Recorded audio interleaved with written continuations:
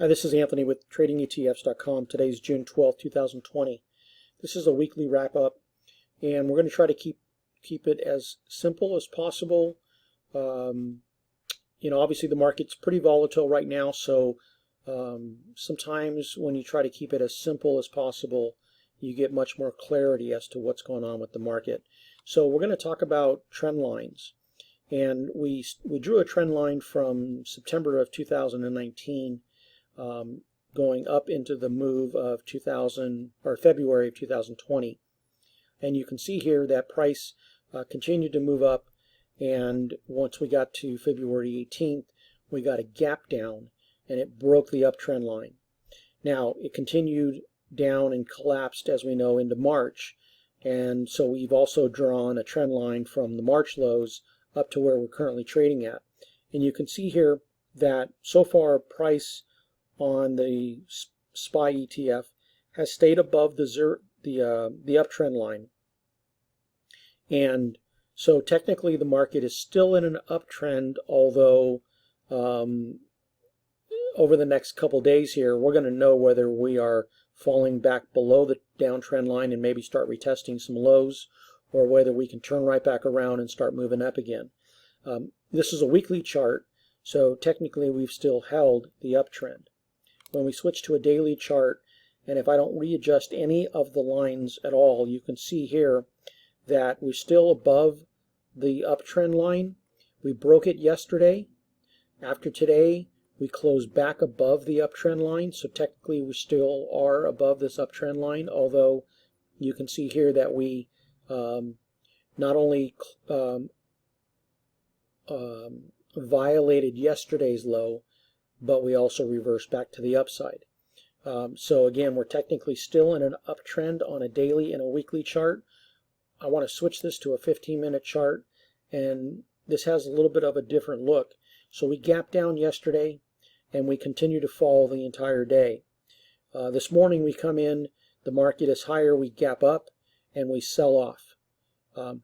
We hold the lows from yesterday and we bounce, but we get a lower high, and then we start moving back down again, and now we violate yesterday's low, which is technically a lower low, which is not a very good sign. And then at the end of the market day, we start moving back up again, probably some short covering that's occurring from all those people that may have shorted here, or maybe even have shorted the opening move.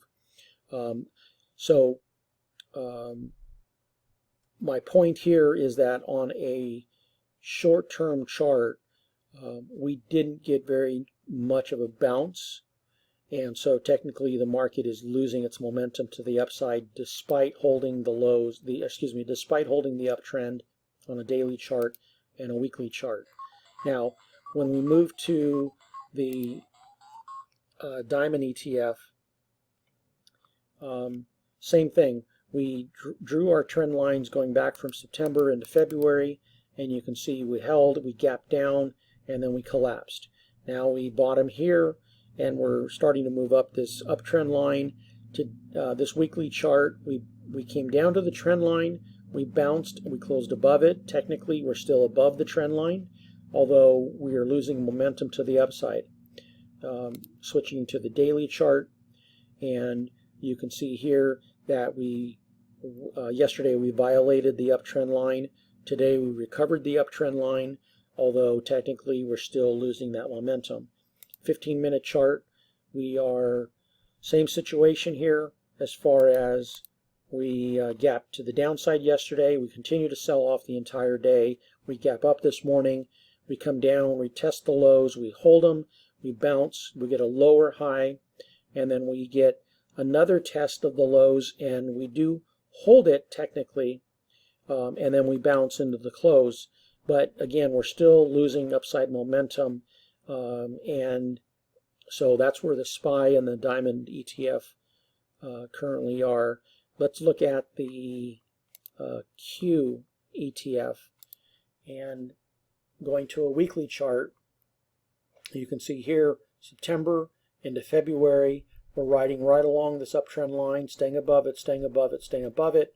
We get a reversal pattern here, and then we gap to the downside and we collapse into March. We move back up. We're still above the uptrend line this entire time. We go and the NASDAQ hits an all-time high, and then it reverses down. We break the uptrend line, but today on a weekly chart we close technically on this weekly chart we closed above it, but when I switch it to a daily chart, you'll see here that without adjusting any of these lines, we closed below the uptrend line yesterday, and then today we came up, we tested that uptrend line, we failed to move back into the uptrend line or above it, and we closed positive, but we still technically closed below the uptrend line. So what's either going to happen from here is that we're going to, on Monday or over the next couple of days, we're going to get back up above this uptrend line, and then the market can still move higher from there. Or if we fail to get above this uptrend line, then we're going to have this considered to be a kiss of death, which means we broke an uptrend line, we've bounced, come up and tested that uptrend line, and if we fail, then we're going to start moving back down again and start testing some of this support. So technically the Qs are now starting to show more weakness than the spider in the diamond contract. When we look at the 15-minute chart, same scenario, we gap down yesterday, we sell off the entire day, we gap up this morning, sell off, we violate the low, but we immediately reverse back to the upside with a higher low, excuse me, a lower high, and then we hit lower lows here, and then we bounce into the close. Most likely this bounce here is short covering for all those people that are either shorted the market here or maybe even shorted the market here. So that's where we're at on the Qs, and so that's what we're looking for over the next couple of days starting Monday. Is, are we going to get back above this uptrend line, or are we going to get this kiss of death and we're going to start falling to the downside? Right now I'd have to say that we're probably going to fail this uptrend line and start moving down.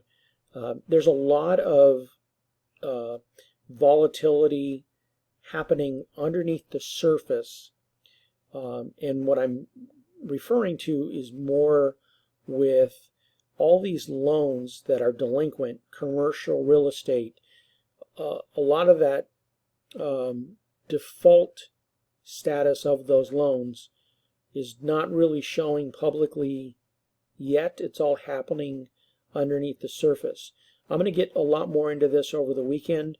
I'm going to do a lot more comprehensive analysis of what's going on underneath the surface, and most likely what's contributing to this big volatility that we're getting. So I just wanted to do this weekly update, and certainly if you have any questions, let me know, and then I'll be updating again over the weekend, and then we'll get ready for the next week and see what our plans are going to be. Appreciate your time. Stay safe, and thanks again for your support. Have a great day.